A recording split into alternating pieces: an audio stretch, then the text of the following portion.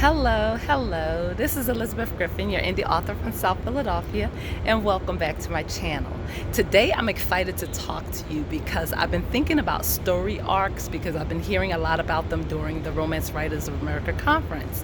So I wanted to take some time and just investigate what story arcs actually are. And I was amazed and surprised to find out that there are several different types of story arcs. And let me see if I can mention them for you. There is the rags to riches story arc. There is the riches to rags story arc. There is the Cinderella story arc. There is the Oedipus story arc. There is the man in a hole story arc. And then there is the Icarus story arc. And so those are just some story arcs, and I'm going to leave links in the description box to give you an idea of examples of each type of story arc and to let you see a graphing of it, how the movement of the story goes up and down or goes down and up, and so that you can see a visual. So let me rewind and go back to the different arcs. So as you know, I'm doing the hypergamy series, and in doing that, I'm going to use some of these story arcs. I'm not going to tell you which ones. You're going to have to guess for yourself. But the rags to riches, the description tells you exactly what it is. They're poor, or they're from rags, and then they rise up to riches, and then they keep rising. So this type of story arc just continues to go upward. The man in a hole story arc is where they fall and then they rise up again. And then the riches to rags is they're at the top and they do a deep fall that just continues. So they start off rich and then they plummet to rags. Then the Oedipus Rex one is where, if you know the story, it's a king that killed his father and married his mother. So you can just imagine the course of action that happened in that story. And then there is also the Icarus story arc, and in that one is a father and a son team, and this is Greek mythology, and the father created wings out of feathers and wax, and he instructed his son to not fly too close to the sun, and obviously the son didn't listen, and so there's a story arc in that particular situation.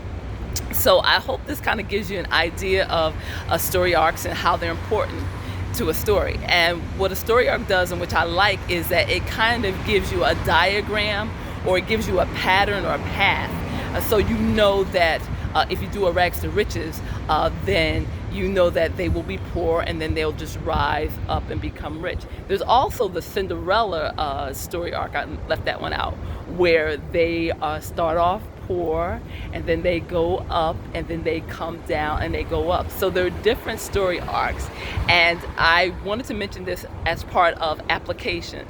So I want to apply all the things that I have. Paused for a moment. Thank you. So I wanted to apply the things that I learned from the Romance Writers of America conference, and just to give you an example of how you can take all that information and you can apply it to your writing career. So I'm going to start with the first workshop that I watched, which was growth hacking, in which, as I said earlier, the person that offered the workshop mentioned how before you begin your story or before you begin creating your book or your manuscript, you should test things. Like you should test the concept. Is it a high concept storyline? And then you should test your book covers before you actually invest time into creating them. You should test at every stage in your writing of this particular manuscript.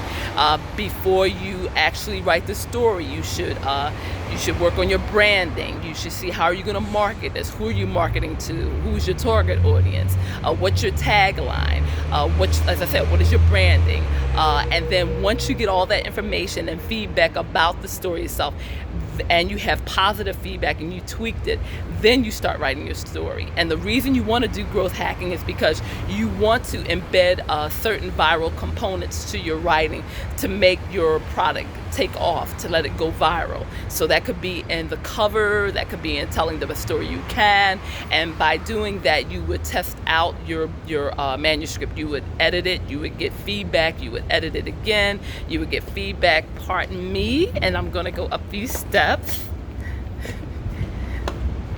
There are a lot of people walking by, and I don't want to inconvenience them and make them concerned about COVID, but let me go get my pocketbook, right?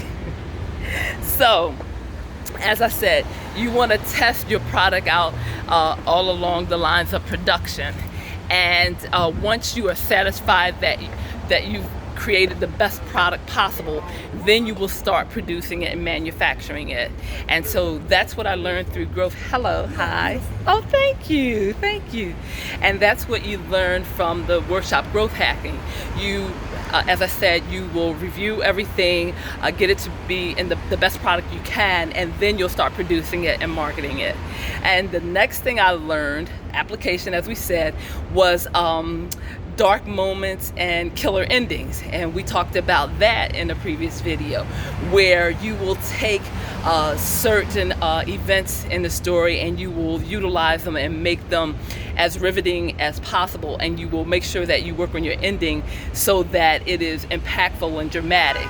Also, you want to hit certain beats when you're telling a story. There's certain points that people, or certain things that people are expecting. There's certain beats they expect you to hit, especially if you're writing a romance. They expect conflict, they expect rising action, they expect the happily ever after. And then what particular genre you're writing in, whether it's suspenseful or whether it's comedy, you have to have those elements embedded in it as well. Going on to the next one, you want to, plot smarter, not harder. So that's where this comes in, this application. You're going to create your story. You're going to create scenes on index cards so that you know where your story is going. And we said in previous videos that a scene is is action, and pardon me, and then every scene has a job that it needs to perform, and the beat is the action or the job of that scene. So application, as I said, I applied that to my writing. So in all the workshops that I've attended, I listened to workshops talking about cultural diversity. I listened to workshops talking about the history of Black category romance. And obviously, my books are multiracial. So they'll include African Americans, they'll include Asians, they'll include Africans. Whoever I find interesting and fascinating, that's the person I'll write about. And then moving on, we also want to create books that have a little bit of comedy. And I haven't talked about comedy, but sometimes you need a little relief in a story. Like if it's very serious, you need moments of relief, moments of reprieve from the emotion or the tension. So I hope this video has been helpful. Definitely use all the elements that you've learned, which are the story arc, which is plotting out your scenes, which is working on your endings, because some people, they concentrate all their writing on the beginning, the hook, the characters and everything, and then they rush the ending, and that can just destroy a perfectly wonderful book. And then after my book has been written, since we talk about applications, I'm going to upload it on Google Play. And as I told you on the video that I made about Google and the fact that they're opening up their business to indie authors, I posted 4 books on their website for sale, and I'm waiting for them to review it and then to upload it onto their platform and in their stores. So definitely check me out on all the different platforms. Support me. Buy Temporary Mistress. It is an amazing story. I've gotten a lot of reviews, especially on Audible. It's a 4-star book, and I've gotten wonderful reviews. So definitely check out my work. Definitely support me. And I hope this video has been helpful and useful. And as always, follow me on Facebook, Instagram, and Twitter. Love, peace, joy, and happiness as always. Bye-bye.